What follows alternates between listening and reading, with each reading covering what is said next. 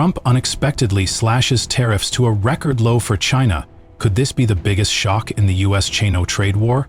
Why would a White House leader known for toughness suddenly step back? Behind this stunning decision lie deep calculations, revealing an unprecedented power struggle between two superpowers. Are you ready to uncover the secrets behind this historic turning point?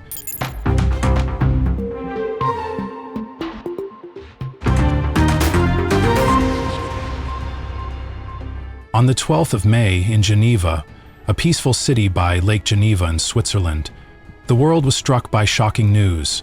The United States and China jointly announced record-breaking tariff cuts. Specifically, the US slashed tariffs from 145% down to 30%, while China reduced theirs from 125% to just 10%. If you have been following the long-running trade war since 2018, you'd think this was impossible. The Trump administration was known for its ironclad stance, always demanding China make concessions and never showing signs of backing down. Yet now, after nearly 6 years of taxing, retaliating, negotiations, and tension, Washington suddenly softened its tone, while Beijing smiled quietly without shouting. What happened? Why would an administration famous for never backing down agree to such deep tariff cuts? And what did China, long seen as the weaker side, do to force the US to change course? What's clear is that the game has changed. This tariff cut is not just an economic move, it signals a geopolitical chess match, quietly but powerfully shifting. It might sound like the US and China are shaking hands for economic peace, but look closer. This is not a concession from Beijing. It's a shift in the balance of power, with Washington forced to make concessions. In reality, the US is under huge internal pressure.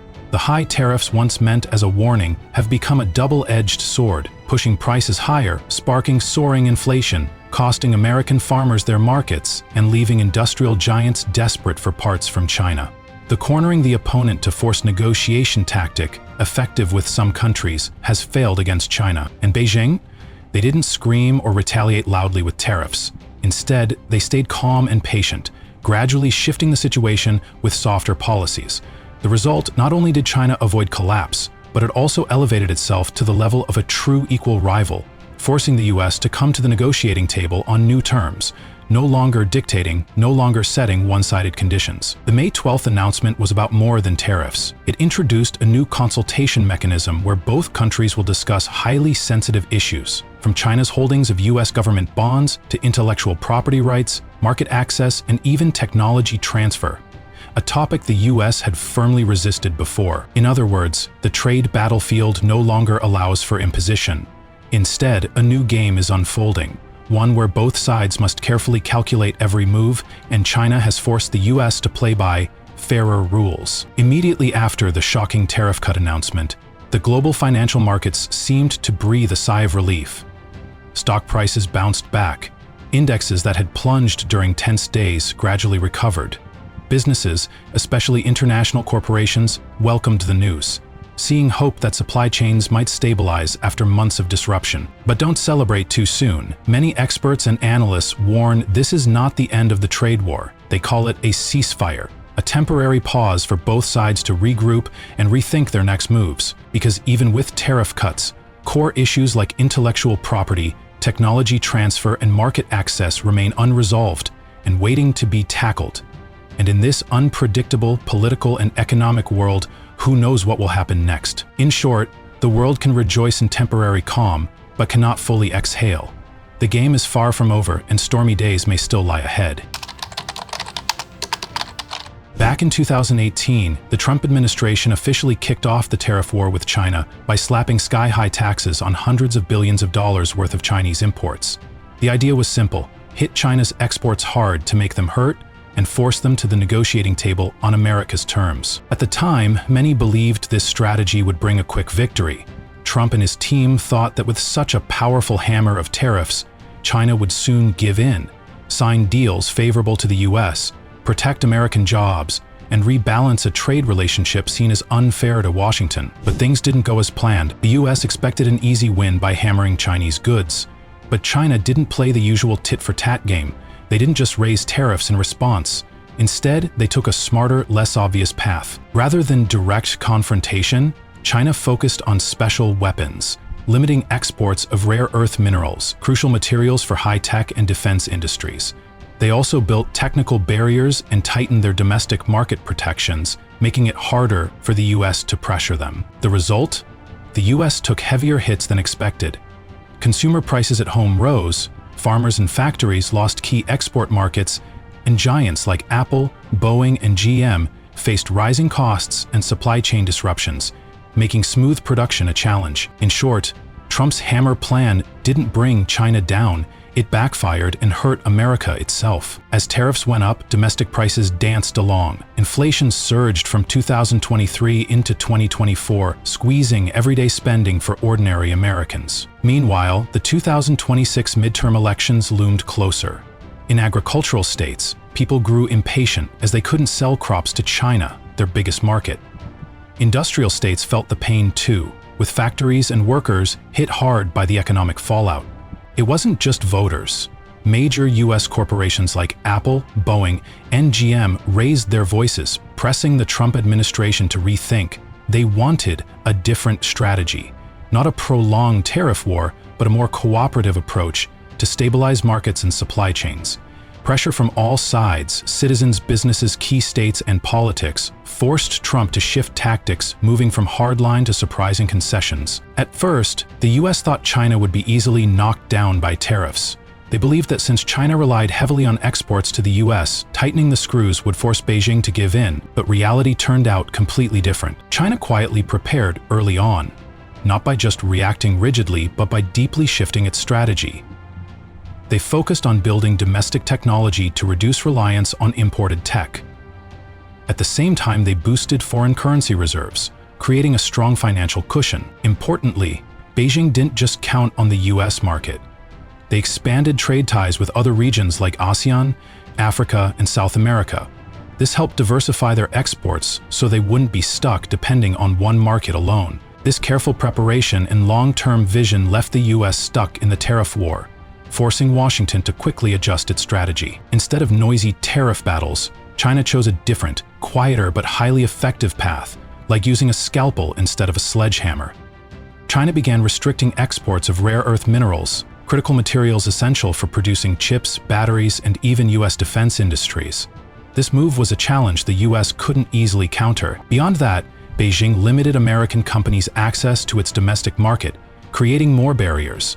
They also imposed strict technical standards, making it incredibly hard for US goods to enter China. This strategy didn't make a big fuss, but its effect was clear, silently paralyzing American businesses and gradually shifting the trade balance in China's favor. Looking at how the US and China fought this trade battle, you see two very different styles, like a sledgehammer versus a scalpel. Trump and the US chose the sledgehammer approach, slamming Chinese goods with heavy tariffs. This shock tactic aimed to force a quick Chinese surrender through one-sided, hardline negotiations. Meanwhile, China acted like a careful surgeon, using subtle, sophisticated policies, the scalpel.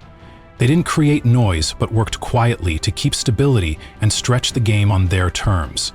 Instead of demanding quick wins, China pushed for transparency and fairness at the negotiation table, aiming for a long-term, level playing field. This approach showed China wasn't in a hurry. They were ready for the long race, while the US was more vulnerable to the very hammer blows it dealt. Despite short-term losses, China stayed committed to its long-term goals. They didn't rush or falter under tariff shocks and outside pressure. This was very different from the US, where election pressure, media, and public opinion forced the Trump administration to carefully calculate every move. While Washington got caught in political storms, Beijing calmly ran its marathon, steady and strong no matter how rough the road. It's this resilience that helped China not only hold firm, but gradually raise its standing on the global economic stage. Behind the numbers of tariffs and negotiations lies a profound confrontation between two completely different ways of operating an economy. The United States, following tradition, is a consumer-driven economy. It relies heavily on printing money, financial markets, and the strength of the US dollar to maintain global dominance.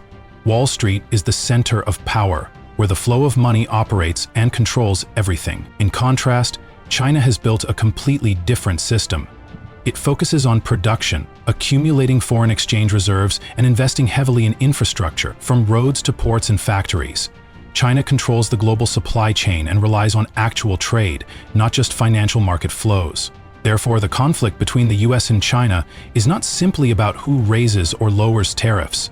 It is a clash between two differently operating machines of the economy, and it will deeply affect the global economic order for many decades to come. In fact, the tariff war between the US and China is just the tip of the iceberg. Behind it lies a much deeper competition. The real question is not who raises or lowers tariffs, but who will shape the global economic order in the future. Who will set the rules for world trade and economics? The US wants to maintain control through the US dollar and its financial institutions, while China is striving to build a new system based on production, tangible trade, and the global supply chain. And this race is the real battle, deciding who will be the master of the world economy in the coming decade. Looking at the bigger picture, the US and China are on two very different paths. The US still wants to maintain its position as the center of global finance, using the US dollar as a powerful weapon to control global trade and the economy. They believe that as long as they hold the financial bread, they can keep the leading role. Meanwhile, China not only wants to rely on currency or finance, but is also building a genuine global influence network. Through the Belt and Road Initiative, it invests billions of dollars to build ports, factories, and railways in dozens of countries across Asia, Africa, and even South America. This is not a story about money or paperwork, but about products, physical infrastructure, and real trade relationships that are less dependent on the US dollar or Western financial systems. In other words, the US wants to control from above, while China is building strength from the roots below the ground. The agreement on May 12th is not the end of the prolonged trade war, but rather a major turning point on the global chessboard. The United States, with its tough strategy that once made many believe it could force China to submit, now has to admit it no longer has the strength to impose the old model. Meanwhile, China is no longer a hostage in this trade game. It has moved beyond that phase, standing stronger and affirming its role as an equal competitor, even as a formidable counterbalance on the global stage. The future of international trade will no longer be about the United States alone deciding the rules of the game, but will be a complex, multipolar negotiation where new economic models and powers are shaped and compete more clearly than ever before.